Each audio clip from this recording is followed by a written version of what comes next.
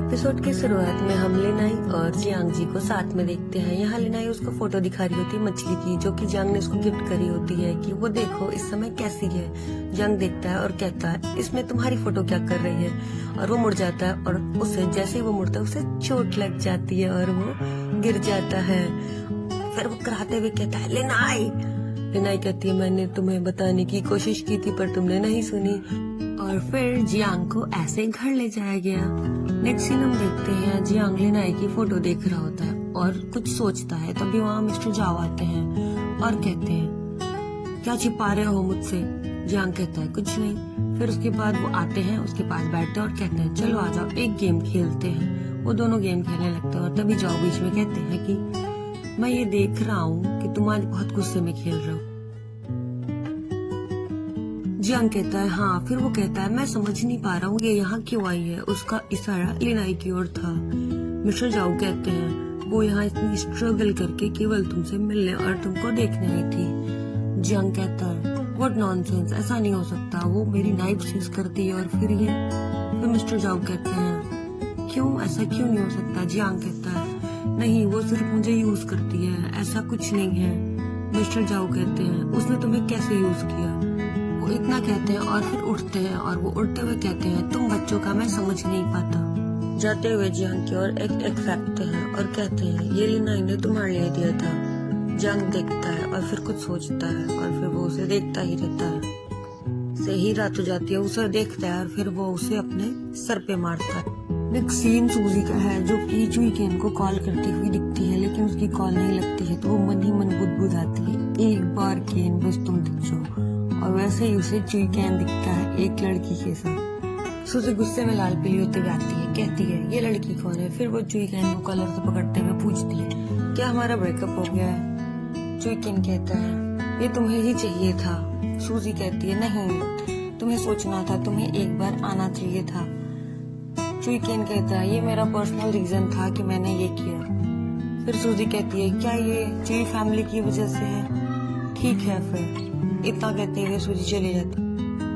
Next scene हम Jiang जी का देखते हैं जो किधर से करा रहा होता है और बैठा होता है। तभी वहाँ लिनाई आती है और वो उसे कहती है बैठो आओ आइस लगा दो।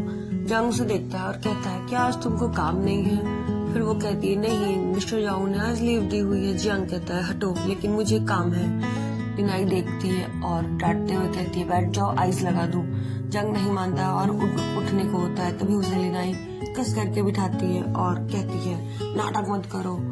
फिर जियांग बैठता है, लिनाई उसको देखता रहता है। लिनाई उसे आइस लगाती है और बैठती है। फिर कहती है हम दोनों साथ में कुछ अच्छा कर सकते हैं। जियांग कहता है हम साथ में कभी नहीं हो सकते, हम एक साइड नहीं हो सकते हैं। इतना कहते हुए उठता है जाने के लिए। तभी लिनाई मेरे हाथ आइस पकड़ने की वजह से ठंडे हो गए हैं और इतना कह करके वो अपना हाथ जियांग के पॉकेट में डाल लेती है। जियांग देखता है और मना करता है लेकिन लिनाई नहीं मानती है। जियांग कहता है ये तुम्हें हर्ट करेगा और इतना कह करके वो फिर वहाँ से चला जाता है। लिनाई भी उसके साथ चल देती है।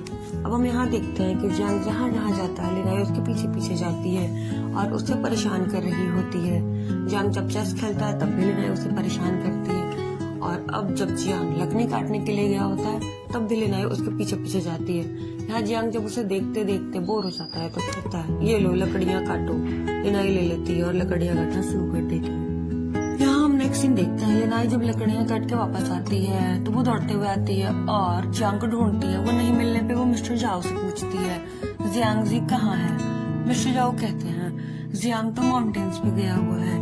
लिनाई चिल्लाते हुए कहती है उसके पैरों में चोट लगी है और वो माउंटेन्स पे गई है। और इतना कहते हुए वो दौड़ते हुए उसकी ओर भागती है। अब हम नेक्स्ट सीन देखते हैं ये मिस्टर जाओ का घर है और मिस्टर जाओ अंदर आते ही पूछते हैं तुम लोग पहाड़ों से आ गए। जियांग लिनाई कहाँ है।